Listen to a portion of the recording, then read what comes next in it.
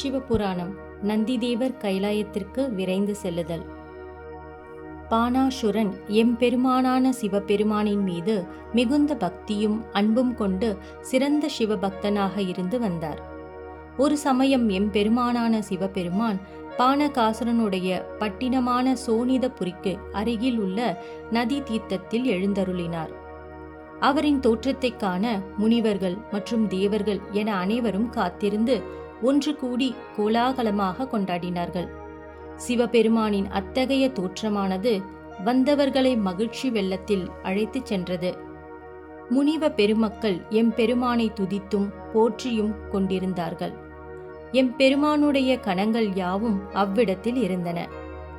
மகிழ்ச்சிகள் ஹோமங்கள் முதலிய அனைத்து செய்து கொண்டிருந்தார்கள். சித்த பெருமக்கள் சித்தமெல்லாம் சிவபெருமானை நினைத்து ஒருங்கே அமைந்து தங்களது சித்தத்தை நிலைநிறுத்தி கொண்டிருந்தார்கள்.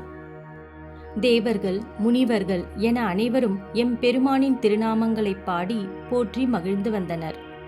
அப்சரஸ் தேவதைகள் தங்களது அழகிய நுட்பமான நாட்டிய கலைகளால் அனைவரின் கண்களுக்கும் விருந்தளித்து கொண்டிருந்தார்கள். கந்தவர்கள் யாழ் இசைக்கருவியை இசைத்து கானம் பாடினார்கள்.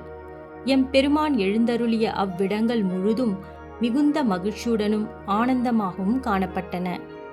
அதை கண்ட சிவபெருமான் தனது துணைவியான பார்வதி தன்னுடன் இருக்க வேண்டுமென எண்ணினார். உடனே அருகில் இருந்த நந்திதேவரை அழைத்து இக்கணமே கைலாயம் சென்று லோக மாதாவான பார்வதி தேவியை அலங்காரத்துடன் நான் அழைப்பதாக கூறி அழைத்து வா என்று கூறினார். உடனே நந்திதேவரும் சிவபெருமான் இட்ட கட்டளைக்கு இணங்கி கைலாயத்திற்கு விரைந்து சென்றார். கைலாயத்தின் நாயகியான பார்வதி தேவியை கண்டதும் அவர்களை வணங்கி எம்பெருமானின் விருப்பத்தை பார்வதி தேவியிடம் கூறினார்.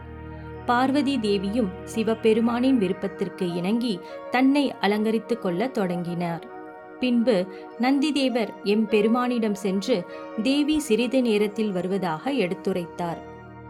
காலம் கடந்தும் பார்வதி தேவி இன்னும் வரவில்லையே, என்னவாயிற்று என்று கைலாயம் சென்று பார்த்து பார்வதி தேவியை அழைத்து வா என்று நந்திதேவரிடம் சிவபெருமான் கூறினார். நந்திதேவரும் உடனடியாக வாயு வேகத்தில் கைலாயத்தை அடைந்து பார்வதி தேவியிடம் தங்களின் வருகைக்காக எம்பெருமான் காத்து கொண்டிருக்கிறார், எனவே தாங்கள் உடனடியாக அலங்காரம் செய்து கொண்டு விரைந்து வர வேண்டும் என சிவபெருமான் கூறியதாக பார்வதி தேவியிடம் நந்திதேவர் கூறினார். தேவியோ தனது தோழிகளான ஐவரை நந்திதேவருடன் அனுப்பி வைத்து சிறிது காலத்தில் வந்து சேர்வதாக எடுத்து கூறுங்கள் என்று கட்டளையிட்டார்.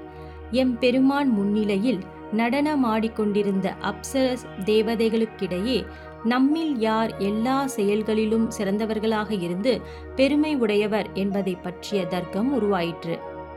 இதில் அவர்களுக்குள் நானே பெரியவன் என்று தங்களுக்குள்ளாகவே உரையாடி கொண்டிருந்தனர். இவர்களுக்கிடையே ஒரு தீர்மானமான முடிவு கிடைக்காததால் எம்பெருமானான சிவபெருமானிடம் கேட்பது என்று முடிவு செய்து அனைவரும் எம்பெருமானின் அருகில் சென்றார்கள். எம்பெருமானின் அருகில் சென்றதும் அவரிடம் யார் உரையாடுவது என தெரியாமல் எதுவும் பேசாமல் மௌனமாக இருந்தனர். பின்னர் இவர்களில் ஒருவரான, அதாவது பானகாசுரனின் மந்திரியான குபாண்டனின் மகளான சித்திரலேகை தனது தோழிகளுடன் சேர்ந்து எம்பெருமானிடம் கேட்பதாக கூறினார். சித்திரலேகை அப்சரஸ் தேவிகளை அழைத்து தான் பார்வதி தேவியின் ரூபம் தரிப்பதாகவும் மற்றவர்கள் பார்வதி தேவியின் தோழிகளாகவும் நந்திதேவரின் உருவமும் கொள்ள வேண்டும் என கூறினாள். இதை கேட்டதும் அப்சரஸ் தேவிகள் தங்கள் விருப்பங்களை கூறி அதற்கு தகுந்தாற்போல் தனது உருவங்களை மாற்றத் தொடங்கினார்கள். அதாவது திருமாலின் தொடையிலிருந்து உருவான ஊர்வசி திருமாலின் மாய சக்தியால் நந்திதேவரை போன்று தனது உருவத்தை மாற்றிக்கொண்டார்.